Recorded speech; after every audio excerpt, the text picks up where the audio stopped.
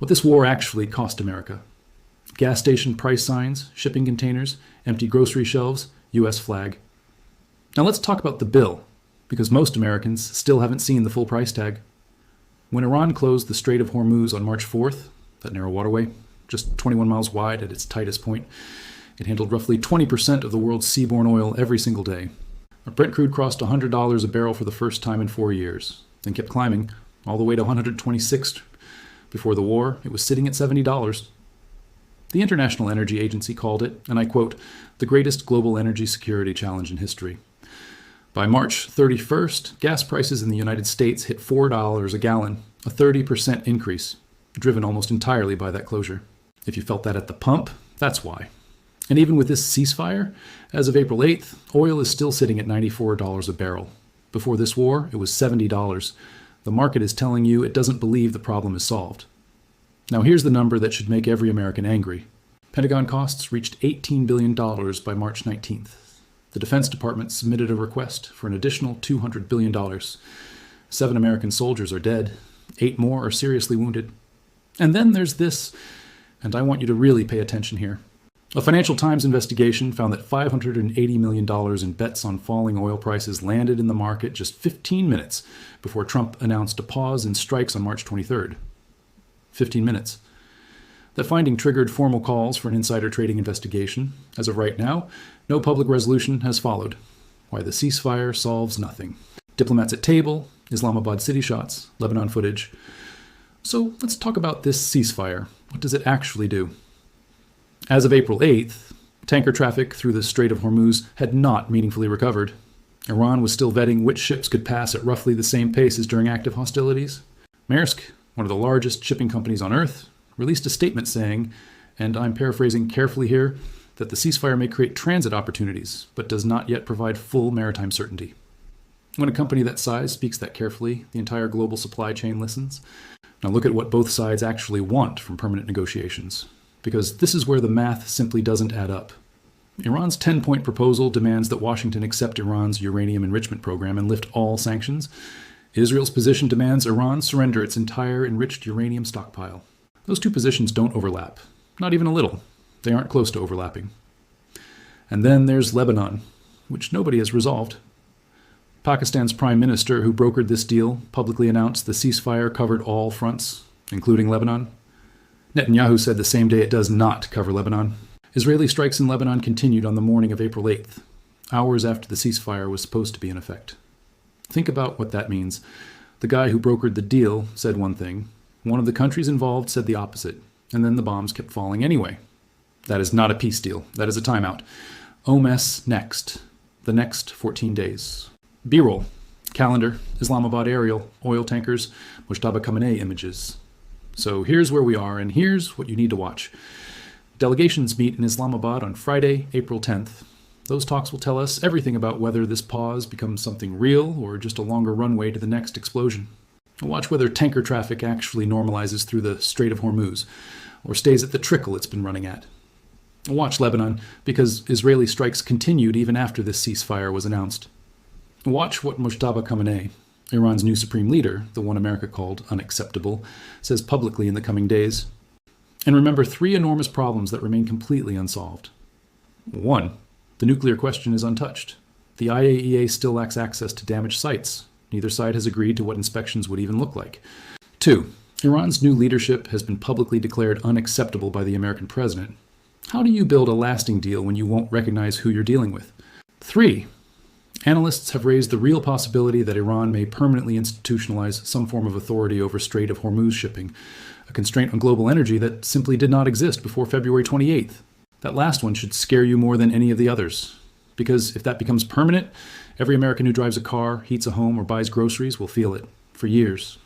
Pull all of this together and the picture becomes clear. America and Israel struck Iran while Iranian diplomats were literally sitting at a negotiating table. They killed the one Iranian leader most capable of making a deal. His replacement has been publicly called unacceptable by our own president. The military that answers to that replacement pledged total war. A ceasefire arrived under deadline pressure, and Iran's official acceptance statement, the one they published to the world, explicitly said the war has not ended. The guns are quiet, for now. But Iran told the world in writing, in their own government statement, that their hands are still on the trigger. The very least any of us can do is take them at their word. If this gave you something to think about, share it with someone who needs to hear it. Subscribe if you want more analysis like this. And drop in the comments. Do you think these talks in Islamabad will actually lead anywhere? I'll see you in the next one. The war didn't end. They just turned off the cameras. Fast montage, oil tankers, stock market numbers spiking, explosions, Trump on Truth Social, Iranian officials at podiums. Let me ask you something. What if I told you the ceasefire everyone in America is celebrating right now was actually written by Iran as a declaration that the war continues? I'm not being dramatic. I'm going to read you their exact words in about 2 minutes. And when you hear them, you're going to understand why the markets are lying to you, why your gas prices are not going back to normal, and why the next 14 days could be the most dangerous 2 weeks in American foreign policy in decades.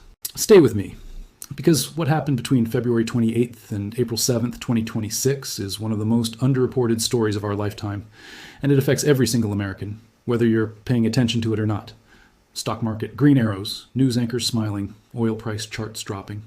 On April 7th, 2026, Trump posted on Truth Social, not at a press conference, not in a national address, on Truth Social, that the US and Iran had agreed to a 2-week truce. Markets exploded.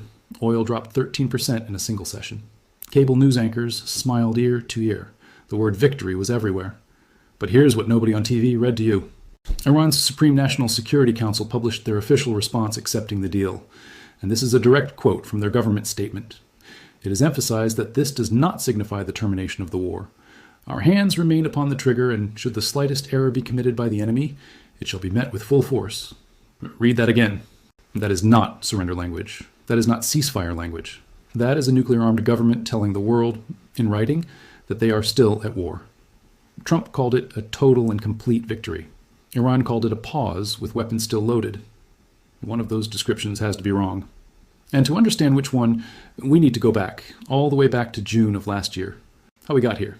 The 12-day warfighter jets, maps of Middle East, nuclear facility graphics. In June 2025, less than a year ago, Israel launched what history will call the 12-day war. More than 200 Israeli fighter jets, over 100 targets, hit in a single morning. Nuclear facilities, military bases, command centers, all struck before most Iranians finished their breakfast. An operation called Red Wedding killed 30 Iranian generals in minutes, along with 9 nuclear scientists. On June 22nd, the United States joined in, sending strikes directly into Natanz and Isfahan, the most fortified nuclear sites in Iran's entire program. 12 days later, a ceasefire was brokered by the US and Qatar.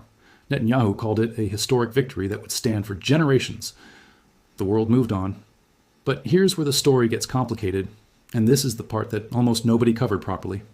After that June ceasefire, Iran came to the table. Diplomatic talks resumed. By late February 2026, Omani mediators were telling people that a peace agreement was within reach. Iran had reportedly agreed to stop enriching uranium beyond the lowest possible level. Full international inspections. A real deal. Diplomacy was working. And then, on February 28, 2026, while those negotiations were still active, the United States and Israel launched Operation Epic Fury. The strike that changed everything. Aerial strike graphics, Iranian government building news headlines. The opening strike of Operation Epic Fury did not target a nuclear facility. It targeted Supreme Leader Ali Khamenei himself. Pause. Let the weight of that land. Khamenei was killed along with his daughter, his son-in-law, and his grandchildren. Simultaneously, 40 senior Iranian commanders and government officials were taken out in the same morning. The defense minister, the IRGC chief, the naval commander, the intelligence minister. Analysts called it, and I'm quoting here, the worst decapitation of a government's top leadership in Iran's modern history. Remember those Omani mediators who said peace was within reach? They later confirmed a deal had been close, just before the strikes. But the International Crisis Group's top Iran analyst said Khamenei was, and I quote, the most pragmatic decision-maker in the Iranian system, and that his assassination potentially closed the door on nuclear diplomacy and empowered less predictable hardliners. 8 days after his death, Iran named his son, Mojtaba Khamenei, as the new supreme leader. The IRGC pledged, in their own words, full obedience and self-sacrifice to him, and vowed to fight until Iran achieved victory. Trump responded publicly on ABC News. He said, and again, this is a direct quote, he's going to have to get approval from us. If he doesn't get approval from us, he's not going to last long. Iran selected him anyway. So let me make sure you're tracking this, because this matters for everything that comes next. America killed the one Iranian leader most capable of making a peace deal. Iran replaced him with someone America publicly called unacceptable.